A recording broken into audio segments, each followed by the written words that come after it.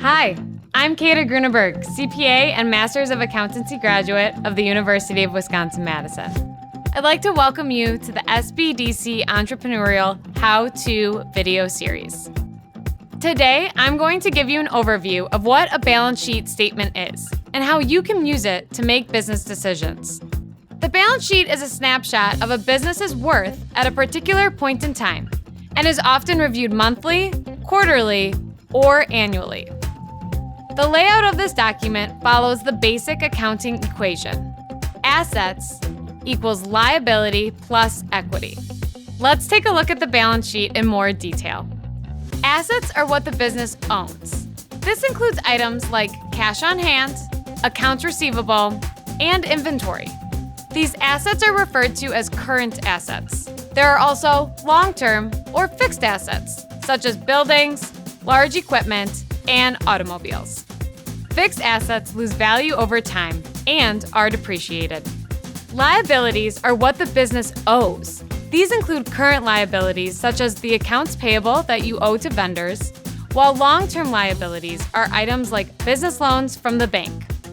Equity is defined as the money that has been invested into the business, either from an owner or a shareholder, in exchange for some form of ownership, most typically stock in the business. It also includes the business's profit or loss over time that has been reinvested or retained in the funding of the business.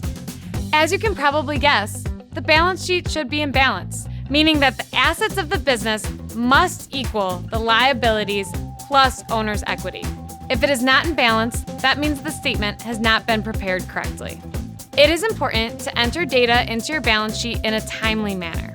The balance sheet communicates what the business owns and how they have funded its assets at any given point in time. Internally, it allows the business owner to see how much cash they have on hand or the current value of their inventory. You can also use the balance sheet to determine how much debt you have and understand your ability to repay it. Externally, it is used by investors and creditors, such as banks, to determine the financial position of a company.